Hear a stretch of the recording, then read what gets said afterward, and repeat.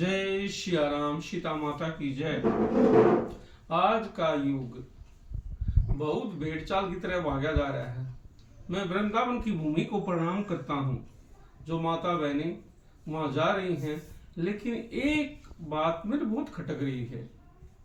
एक जगह एक साधु गया, वहाँ जाकर उन्हें क्या देखता है ताकि वह वृंदावन के लिए तैयारी कर रही है, क्योंकि आड़ पड़ोस की भी लोग आई जा रही हैं, वह भी जब चलने की तैयारी कर रही है।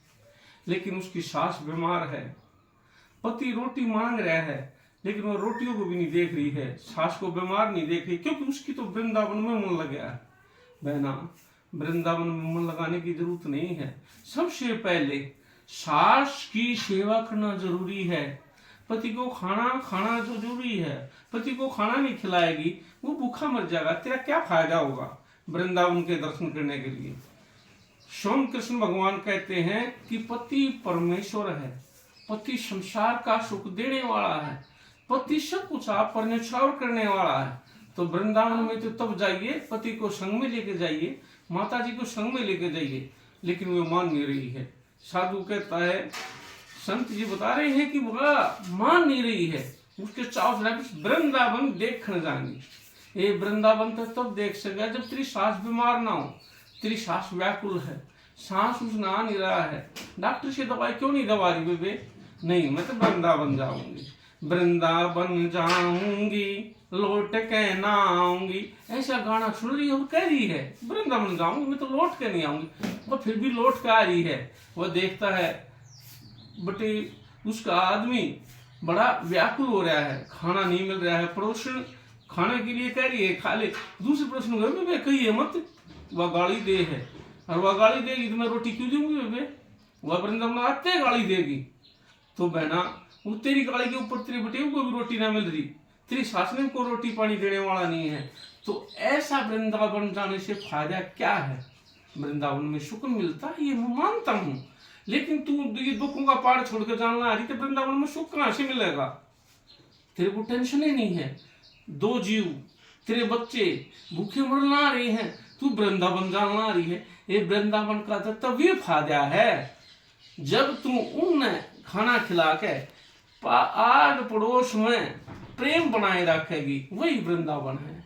वृंदावन छह भगवान की भूमि है। मैं नमस्कार करता हूँ बार बार वृंदावन को, लेकिन वृंदावन वासी कृष्ण भगवान सन्यासी, ये सुख में देने वाले नंद किशोर, इन स्त्रियों को समझाओ जो आती हैं आपकी ओर आ रही हैं, लेकिन सास बीमार है, पति भूख के लिए व्याकुल है, बच्चों को खाना नहीं मिल रहा।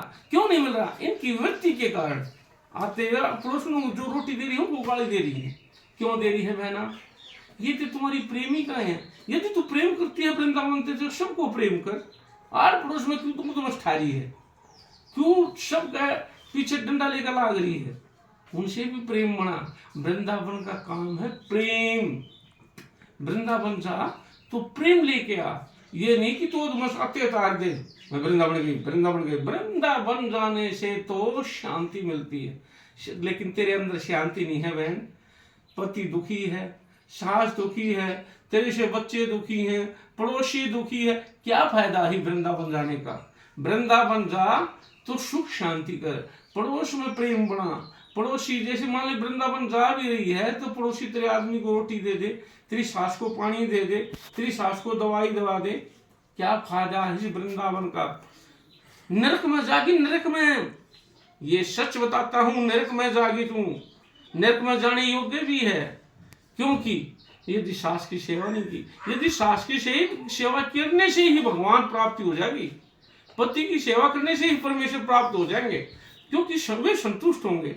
तेरे बच्चे भूख के लिए व्याकुल हो रहे हैं, इधर उधर भटक रहे हैं, तेरा आदमी उनको बिस्कुट दे रहा है, पड़ोस से दूध लाके चाय पिला रहा है, तो ऐसा ना हो बाबू बहन, थोड़ा सोच। वृंदावन यही है, घर में ही है वृंदावन। शांति बना, पड़ोस में भी शांति बना, किसी को गाली गलौच मत दे। पहले अपना चित्त शांत कर, फिर परमात्मा की तरफ ध्यान कर।